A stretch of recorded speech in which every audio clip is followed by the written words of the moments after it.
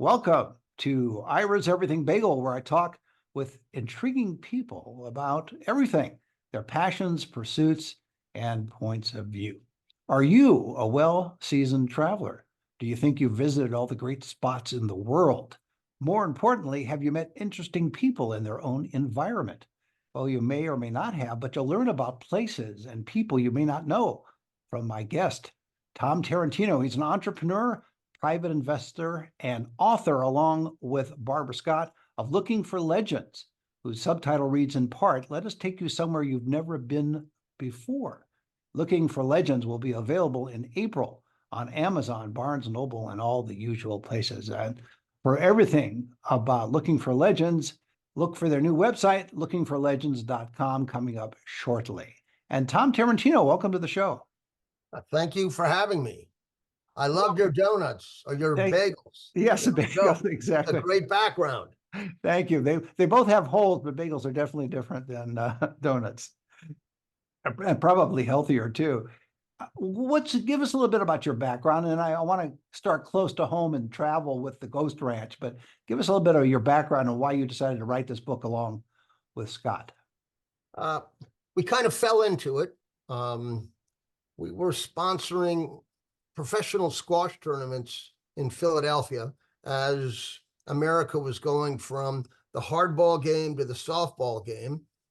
And we found that the most grateful people were all the women players. So we talked to the head of the organization and said, let's sponsor something internationally. And so we would get the top women players in the world. They would fly into a young squash country like Kenya, and they would play the top men, and they'd kill them. And it was a lot of fun. We went to a lot of places. We probably were shy, but then we got braver and we learned how to travel. And then we started thinking of going to other places besides just squash countries. And one place led to another. We like to say that most of our best friends are dead because we went to not very of the dead people, but because of the reference that you make because of the book. well, and because they are dead. Right. And we went, for example, to Bangkok, and there's one person there who was a spy, but he was also an architect, a silk salesman, a statue collector. And then one day in 1967, he went out for a walk and was never seen or heard again. So he's not necessarily dead. He's disappeared. Yeah, but that was 50 years ago. I say, so well, he could still be alive. You never know. That's very well. So some of your best friends are missing or dead. Probably might be a better. That's a good line. Yes. Wait, can I go back? Wait a second, because you said something very interesting. You said that you learned how to travel after you went to this tournament. How and why did you learn to travel? Is there a certain way to travel that you became not as uncomfortable as you had initially for the squash tournament?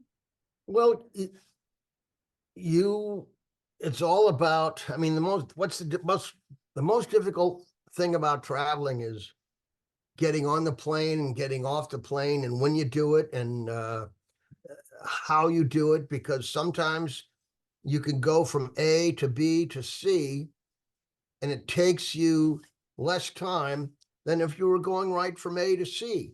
Or sometimes I guess my best travel story would be, we flew from Philadelphia to Miami, overnight to Buenos Aires, switched to the domestic airport, took a flight down to El Calafate, got a car, and arrived in El Chatan at the bottom of South America in 24 hours in time for dinner. And so our our idea of what was possible expanded. So, for example, here in Philadelphia, a lot of people will go to the Jersey Shore. If you go to the Jersey Shore and you stay for a week or two, you're spending, and you're renting, you're spending $10,000 to $20,000. Well, for that same amount of money, you can go on a once-in-a-lifetime safari to Kenya or to South Africa or to well, anywhere really. I mean, it's the 24-hour rule is you can pretty much get from where you are right now to anywhere else in the world in 24 hours. And that expanded our horizons. It expanded our imagination. And, you know, once you started doing it and it worked, well, you could do it again. And that's what we did. And we did it for 25 years. And along the way, we ran into a lot of different people. Again, some alive, some dead. I'll give you an example of a person who's alive. Have you ever heard of the 14,800ers? No, I have not. They're the 14 tallest mountains in the world. And somebody was the first person to climb them all, and his name was Reinhold Messner. Have you ever heard of the 7 summits? I have not.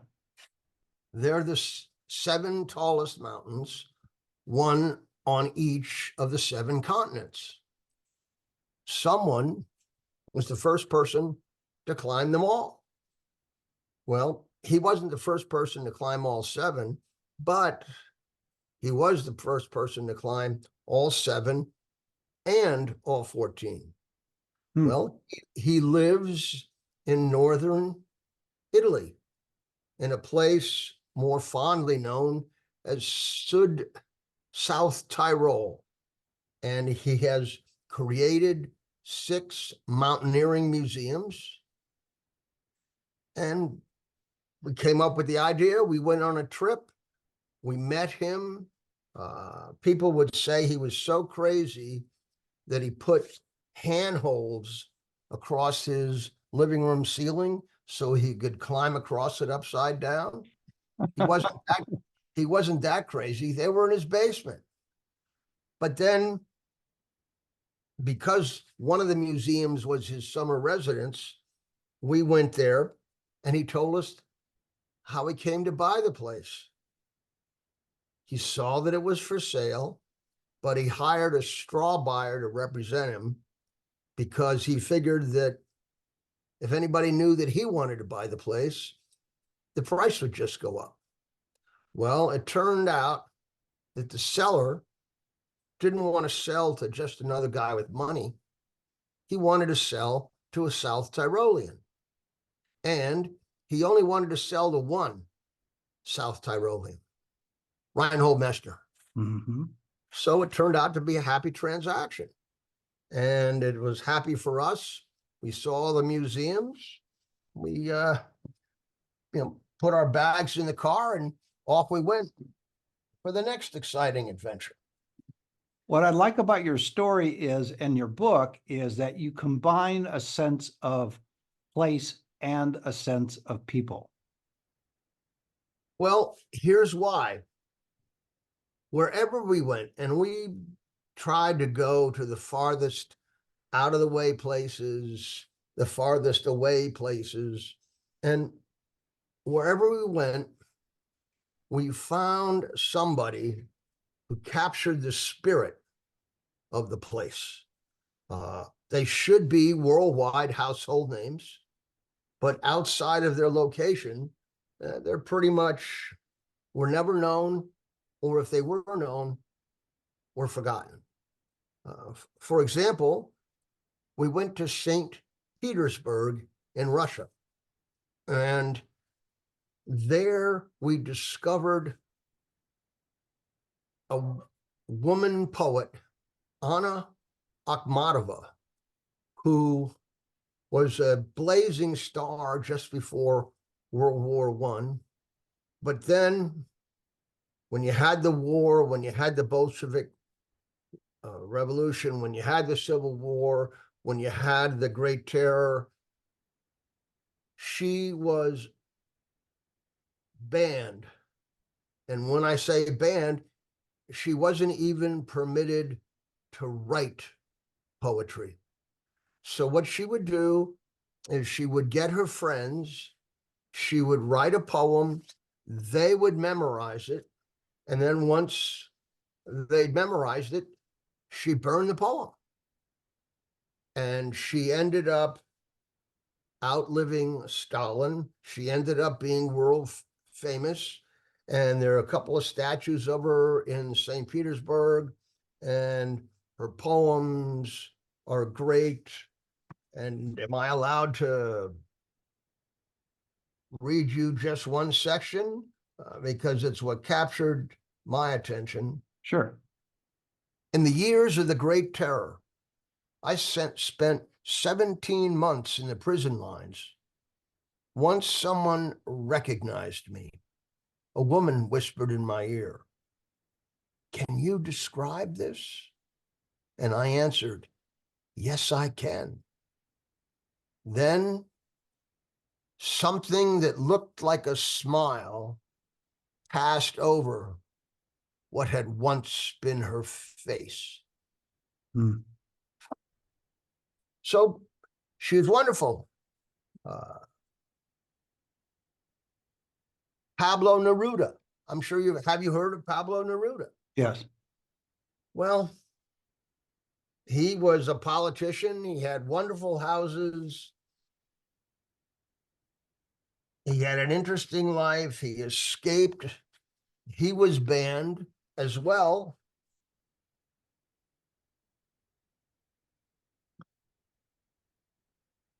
His houses are worth visiting. Here's another thing we learned about travel. You don't need to go someplace for 2 weeks. In fact, there were any number of trips we went on where we left on a Thursday night and flew back on a Monday. And we got as much of a break, as much of a different experience as we would have had if we'd been away for 2 weeks. Again, it's all in your imagination. So you wanted to ask about the Ghost Ranch? I did. That was only because it was closer to home, meaning it's in the United States. And you talk about the Ghost Ranch and its history. I want to point out something you didn't mention yet, but I will, that there's wonderful illustrations and pictures in the book, as well as obviously the words. So you can get a sense of place and time and people as you go through it. And more importantly than the pictures, we have a whole lot of maps. Maps, And the too. maps Absolutely. tell you where you are, show you where to go. They make it real. They make it real. So, the Ghost Ranch. It's larger than the island of Manhattan. And during the 30s, a Princeton millionaire, got to give a little shout out to Princeton. Went there, don't blame it against me. I was only one of 82 high school basketball captains in my class. That's how I met Barbara. She was a girls' school's basketball coach. The game was changing and she needed an assistant. I met her through my older brother. And when I graduated from college, I told her, I hope I can find somebody just like you. And 13 years later, I did. So That's a great story. back to the Ghost Ranch. So this millionaire held it not as a dude ranch, but as a place of reserve and contemplation. And one of his first clients was George O'Keeffe. And one of his second clients were all the atomic bomb scientists whose headquarters were 30 miles away. One of his next clients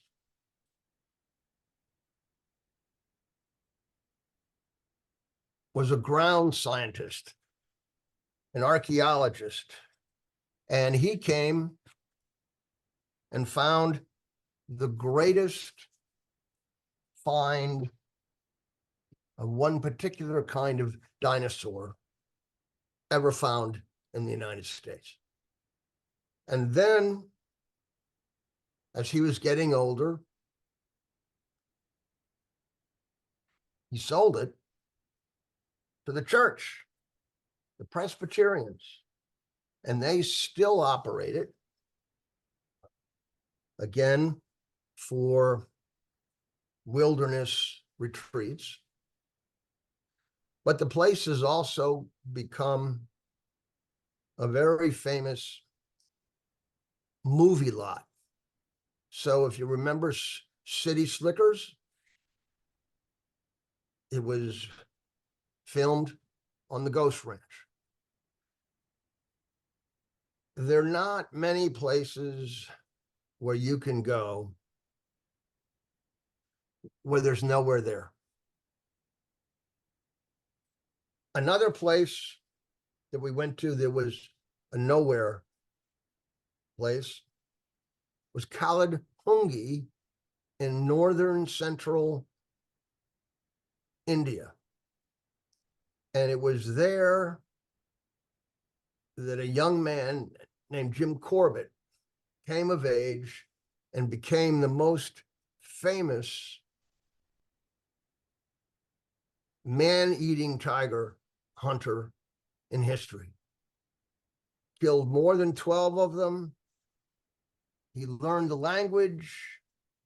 His last kill was probably the most spectacular. He had learned how to imitate the seduction call of the tigers. And the one tiger that he was hunting, he made the call, the mating call, and ended up killing the tiger 7 feet from where he stood. Hmm. Are we tiger hunters? No. Are we mountain climbers? No. We're lookers. And if you look carefully enough, you'll see things that aren't even there. For example, we went to Luxor, and it's in Egypt. It's where all these various temples, the Temple of Luxor, the Temple of Karnak, it's where all these obelisks are. And it's where we learned there was a Frenchman, Jean-Francois Champollion, who, after almost 2,000 years, translated the hieroglyphs.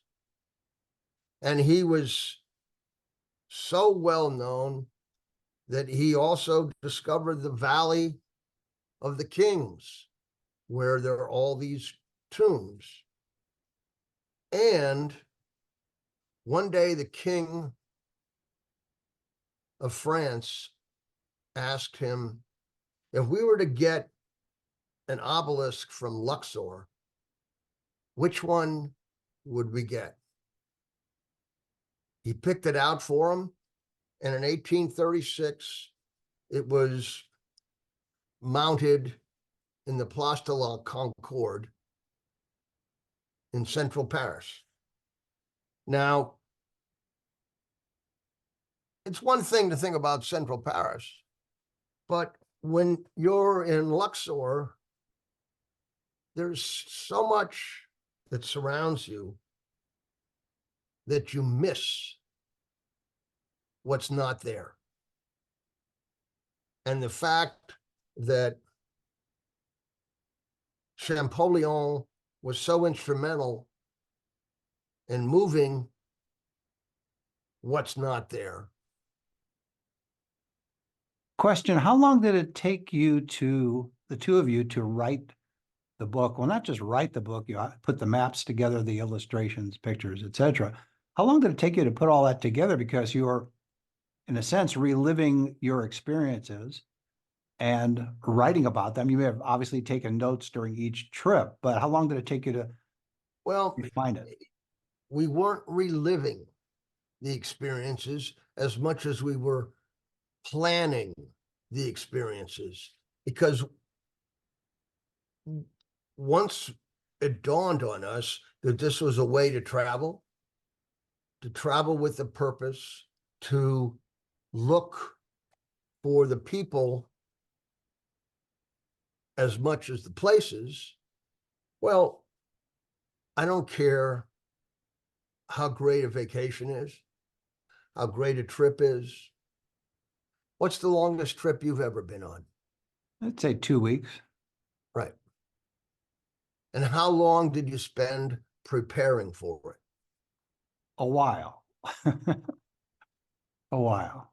Because of all the logistics usually, and also some research. Obviously, you want to know what you're doing and where you're going, because some trips by people are for pleasure, some are for a mix of pleasure and business, some pleasure, business, but also experiences, meeting people and really delving into a culture. Depends on the specific vacation or travel. But what we would do is we would spend 6 months researching the trip. And it became more fun than going on the trip itself. Well, it made it more efficient too, didn't it? You knew exactly what you were looking for and who you wanted to meet. With some surprises along the way. Of course, that's part of travel. And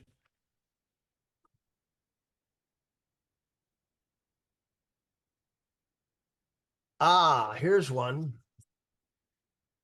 We have a chapter, El Chaton in Patagonia. And the story there is two California self-described beach bums decided that they would get in their van, drive down to the bottom of South America and climb a mountain that had only been climbed twice before. One of them was a guy by the name of Yvon Chouinard. He had such a wonderful time that driving back, he turned to his best friend and said, you know, I think I'm going to create a clothing company and I'm going to name it after where we just were. Patagonia.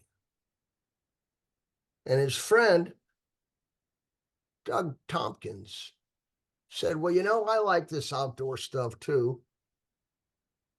And I've already founded a clothing company, and I named it after the hardest side of a mountain to climb. And the name of that is? North Face. So there you had two guys who didn't have any plans, but all of a sudden created two fantastic businesses dealing with the outside life. One of them sold his business and used the proceeds to buy millions and millions and millions of acres in South America and create huge national parks. And the other worked his business and used his income to fight for environmental causes, to sell lots of self-sustaining clothing, and in the end, to give his company to a trust that now all the profits of Patagonia go to environmental causes. Who would have thought that would have happened? Now, it wasn't us. And I guess Well, it wasn't you, but you learned about it because Right. of your research. So that's it. one last story. A boat. There's a boat by the name of the Fram, used by Norwegians to go the closest to the North Pole and the closest to the South Pole. And when its sailing days were over, Norway built a museum just for the boat. Nice. All right, all yours. Well, before I let you go, are you planning any more trips? Unfortunately, my wife is 92 and she's gotten tired. And I just don't want to go anywhere without her. Wouldn't be any Understood. fun. Yeah, no, I understood totally. Well, you've had a wonderful travel career, both of you. So that's outstanding. And it's a great way to leave it. My guest has been Tom Tarantino. He's an entrepreneur, private investor, and he's author along with Barbara Scott of Looking for Legends, which will be available in April on Amazon, Barnes & Noble, and all the usual places. And for everything about the book, you'll be getting that website pretty soon called lookingforlegends.com. And Tom, thanks for being on the show. Thank you for having me. And join us every Thursday for a new schmear on Ira's Everything Bagel.